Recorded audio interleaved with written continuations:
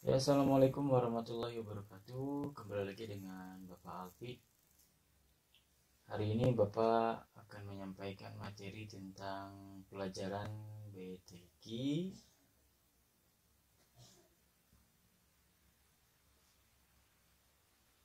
Oke. Mata pelajarannya BTQ. Kita sudah mulai masuk di semester 2, yaitu di bab 6. Nah, di bab 6 ini adalah tentang ikhlas dan adab-adaban dalam membaca Al-Quran. Oke, ini dia ya. Nah, di situ. Siapkan untuk catatannya. Kemudian, jadi adab-adab membaca Al-Quran ataupun adab-adab membaca Al-Quran. Nah, siapa yang tahu tentang adab? Apa itu adab? Adab, tahu nggak adab? Oke, kita akan mulai ya. Bismillahirrahmanirrahim.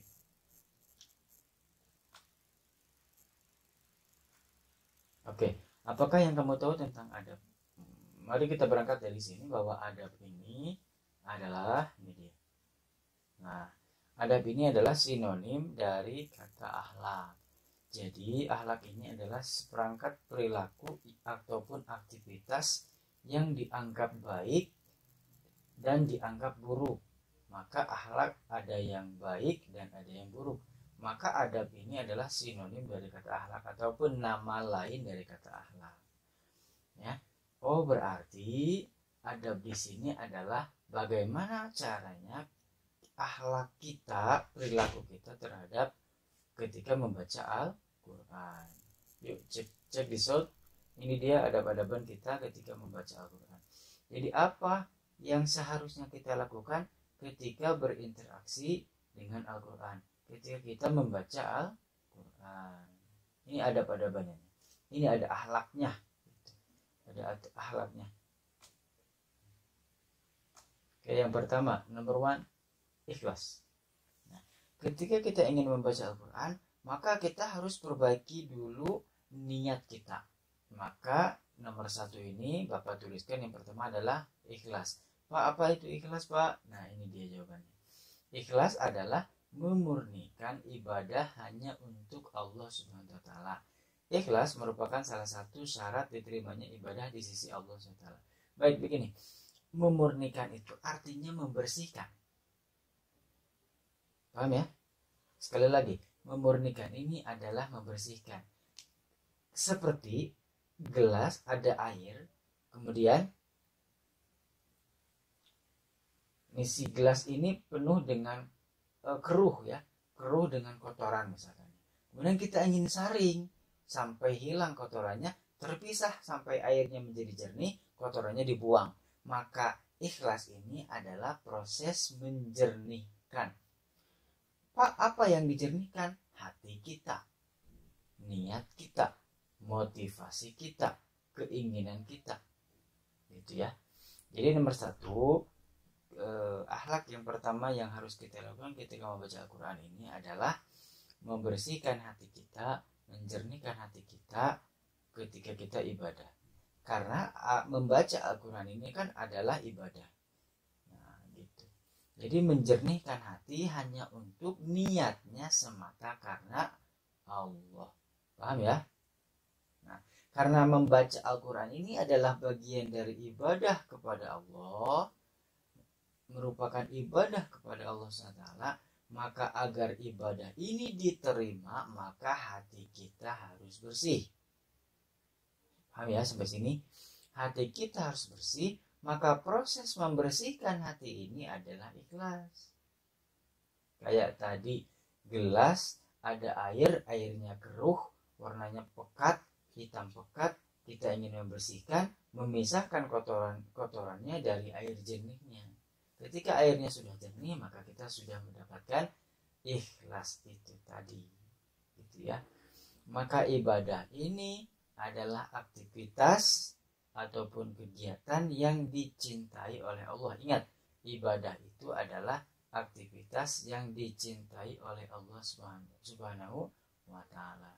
Apa saja Pak aktivitas di dunia ini yang dicintai oleh Allah? Salah satunya adalah membaca Al-Quran. Anak-anakku, satu huruf ketika dibaca itu sama dengan 10 pahala. Pak, gimana Pak gambaran 10 pahala? Bisa jadi gambaran 10 pahala ini nanti akan digantikan di akhirat sebagai bentuk surga mungkin. Bukan mungkin ya. Nah, ada juga 10 pahala ini dalam berbentuk keselamatan, ada juga yang seperti itu. Ada juga 10 pahala ini dalam berbentuk kebaikan. Ya, jadi dalam menjalani kehidupan kita, 10 pahala ini menjadi kebaikan dalam diri kita. Ada juga dalam bentuk keselamatan. Maka 10 pahala ini bisa jadi dalam bentuk, bisa jadi ya, 10 pahala ini Allah jadikan sebagai keselamatan untuk kita. Yang tadinya ketabrak, gak jadi. Peristiwa kan kemarin ada ini ya, kejadian pesawat SJ 182 gitu. Berangkat dan atas takdir Allah harus apa? Ya, terjadi kecelakaan. Tapi kan ternyata ada satu orang yang memang batal berangkat gitu. Itu kan membuktikan selamat ya. Selamat dari kecelakaan maut itu. Tadinya dia gagal berangkat, tadinya kecewa, aduh aku gagal berangkat, kayak ikut naik pesawat itu, ternyata pesawatnya celaka.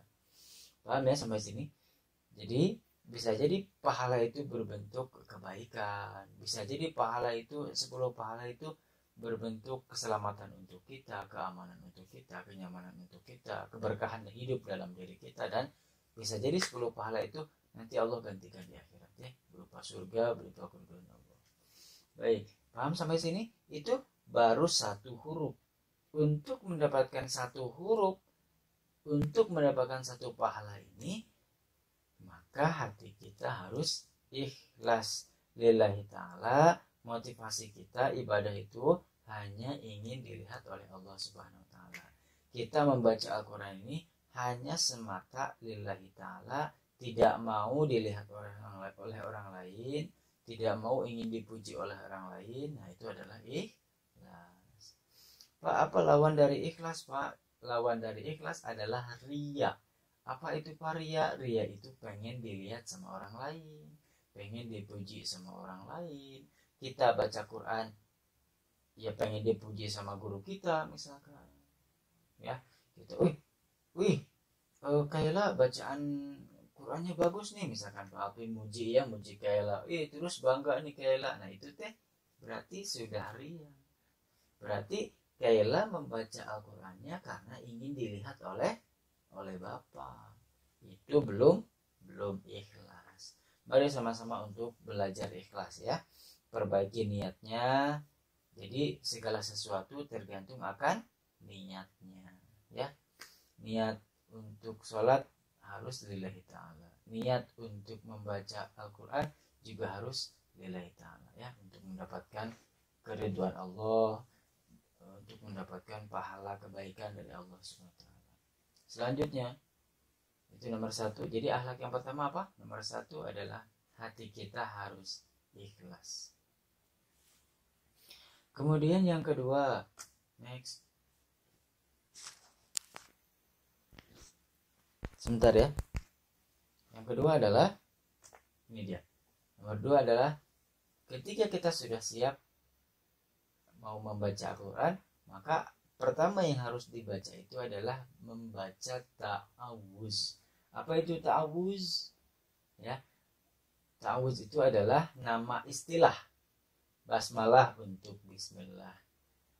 Istirja untuk innalillahi wa inna ilaihi raji'un. Apalagi tasbih subhanallah, terus apa lagi ya, tahlil la ilaha illallah. Nah ini ta'awuz apa Pak? Ta'awuz ini adalah ini ya, kita sudah tahu ya, ta'awuz ini adalah salah satu kalimat thayyibah untuk perlindungan diri kepada Allah terhadap godaan syaitan ketika kita beribadah.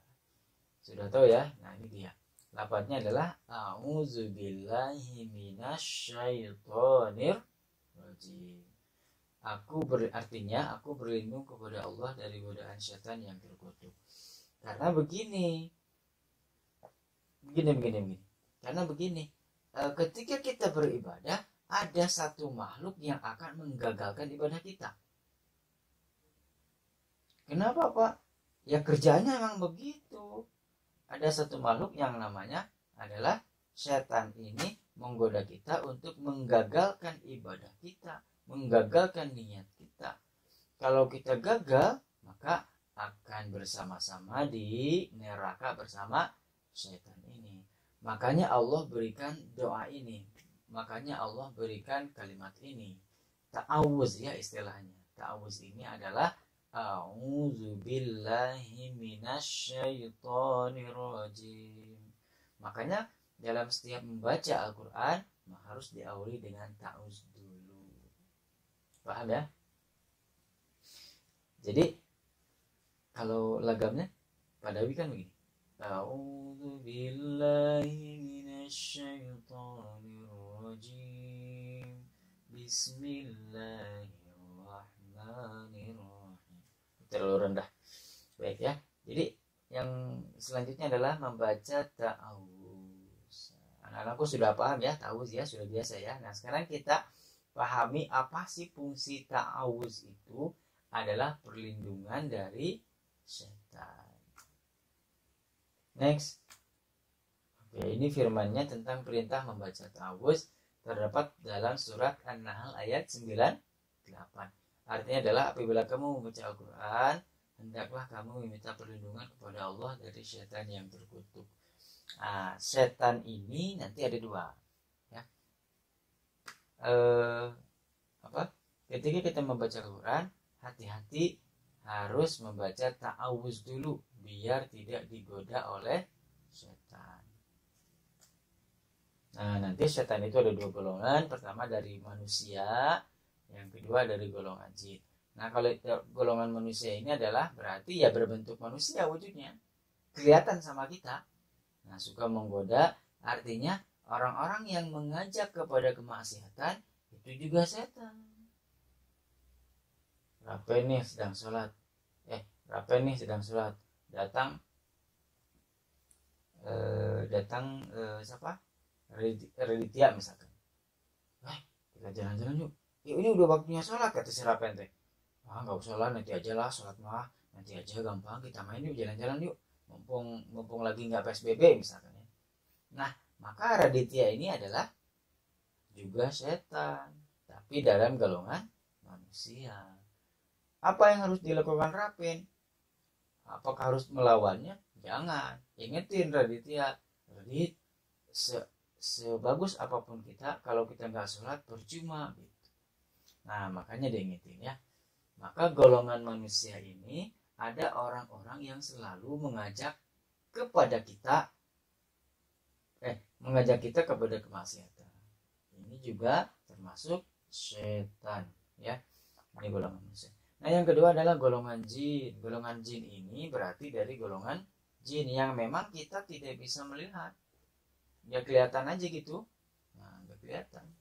Bagaimana Pak caranya? Maka salah satunya adalah karena ini nggak bisa kelihatan, kita nggak bisa komunikasi dengan jin secara langsung, kita nggak bisa berkomunikasi dengan jin secara langsung, maka Allah memberikan doa ini. A'udzu billahi minasyaitonir rajim. Nah, itu ya.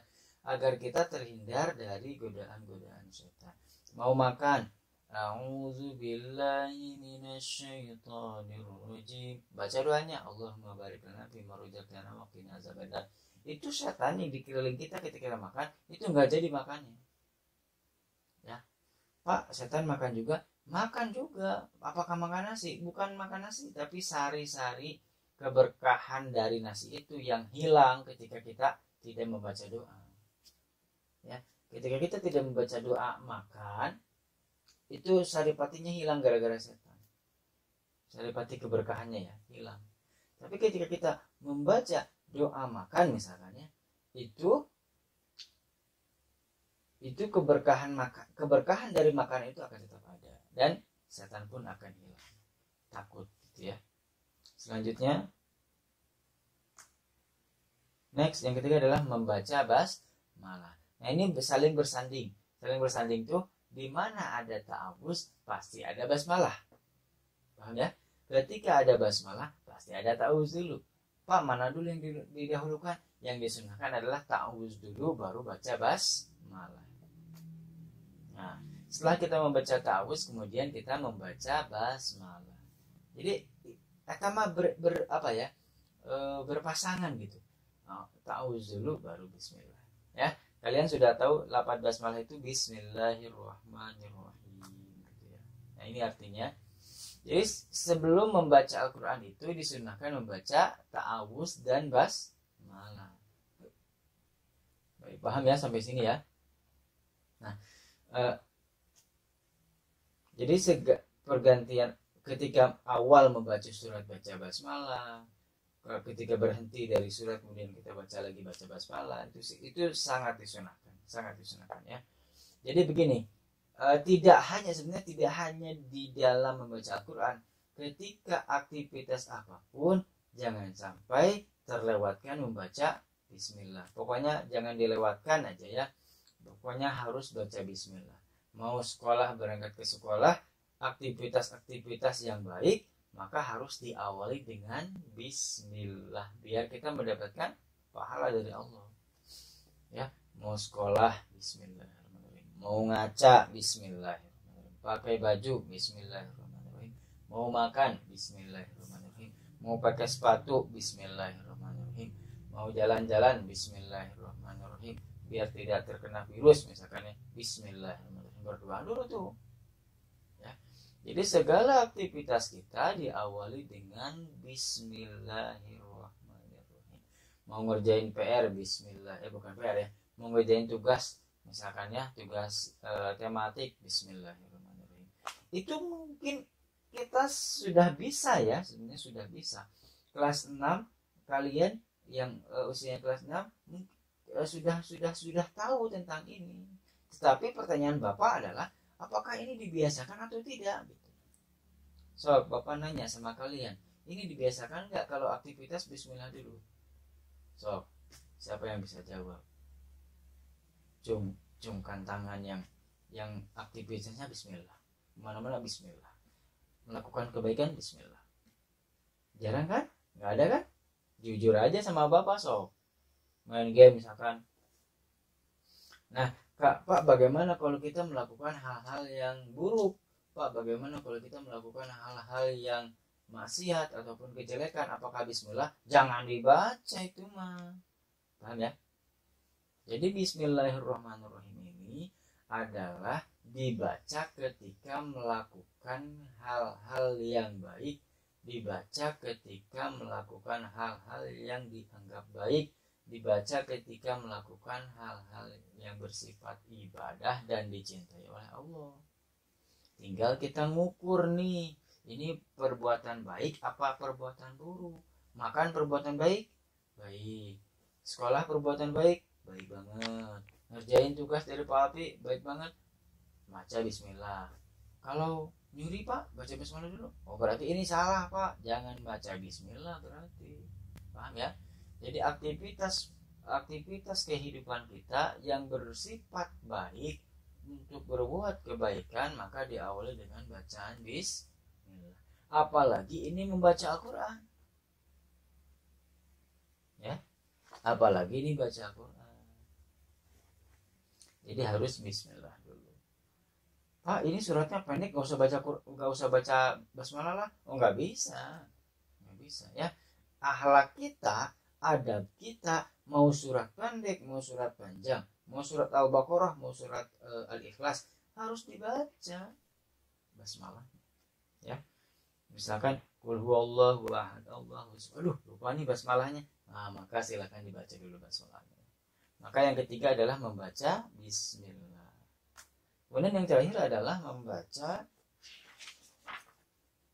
Nah, ada yang terakhir ya. Nah, yang terakhir ini adalah ini. Bapak tambahkan, kalau di buku nggak ada. Nah, jadi ketika kita membaca Quran nih, maka kita harus pilih-pilih dulu tempat yang suci, pakaiannya yang suci, bersih dan sopan. Ya. Bedakan antara membaca buku dengan membaca Al-Quran. Bedakan ya. Baik, tinggal kalau baca buku, kalian kan bebas aja ya, bajunya bebas, kaosnya oblong. mungkin belum mandi tapi gini sambil tiduran gitu ya, sambil tiduran kita ketiduran, bukunya di atas murah kena mata, kena wajah kita, buruk misalnya kayak ngorek HP sambil rebahan, ternyata ngantuk, ya HP-nya jatuh ke muka kita, dua. Tapi kan kalau baca Quran nggak bisa begitu, ada akhlak-akhlaknya. Makanya nomor 4 adalah berpakaian suci. Jadi pakaiannya minimal harus suci. Suci itu artinya adalah ini, ya, adab terakhir dari ketika membaca Quran adalah berpakaian yang suci. Artinya baju ataupun lokasi tempat kita tuh harus suci dari najis, gitu.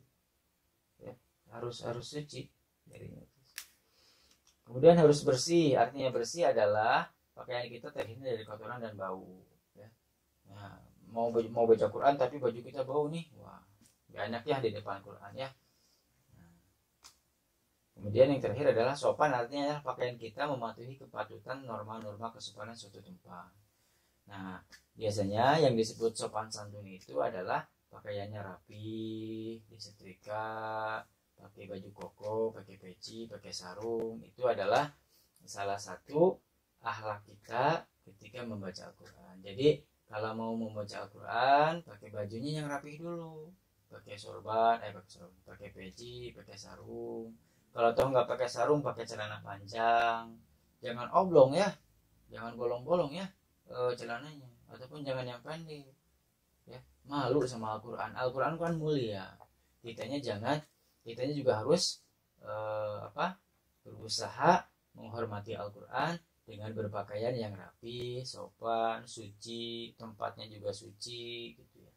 Kemudian Bapak juga sarankan untuk menghadap ke kiblat. Jadi tidak sembarangan kalau untuk membaca Al-Quran itu, ya, menghadap ke kiblat, pakaiannya bagus, pakaiannya suci, bersih dan sopan. Ya. Kemudian yang terakhir adalah di sini Bapak belum sempat menuliskan, maka yang kelima adalah ketika kita membaca Al-Quran disunahkan berwudu dulu. Ya, tidak sembarangan main ngambil aja Al-Quran terus dibaca. Nah, lebih baik kalian sebelum membaca Al-Quran adalah berwudu dulu, karena Al-Quran itu suci, kitanya juga harus suci, ya, harus bersih dulu dari hadas kecil maupun hadas besar. Jadi yang terakhir adalah ini, Bapak belum sempat nulis ya, mohon maaf tuh, nggak ada kan? Terima kasih. Nah, yang kelima adalah berwudu dulu.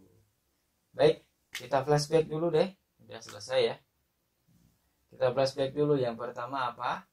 Adab-adaban ataupun akhlak ataupun perilaku kita ketika membaca Al-Quran.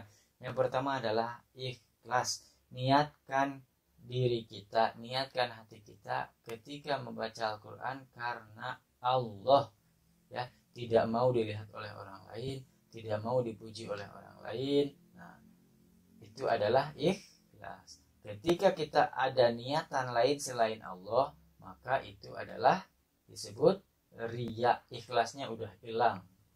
Misalkan kita baca Quran pengen dilihat orang tua kita, pengen dipuji orang tua kita, pengen dipuji sama orang tua kita, sama teman kita, sama guru kita, maka ikhlasnya hilang. Yang ada dalam diri kita adalah riya, dan itu adalah sebuah penyakit.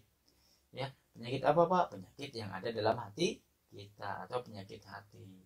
Maka riya ini harus berusaha dihilangkan dan diganti dengan sebuah keikhlasan.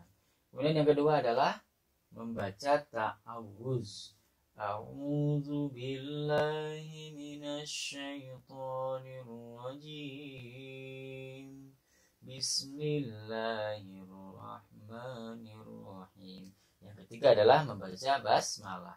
Sama ya, satu paket, di mana ada ta'awuz di situ ada basmalah, di mana ada basmalah di situ ada ta'awuz. Kemudian yang keempat adalah berpakaian rapi, suci, bersih dan sopan santun. Ya. Yang kelima adalah mempunyai wudu. Jadi wudu dulu. Ya. Baik, itu yang dapat Bapak sampaikan. Sebentar ya. Terima kasih. Assalamualaikum warahmatullahi wabarakatuh.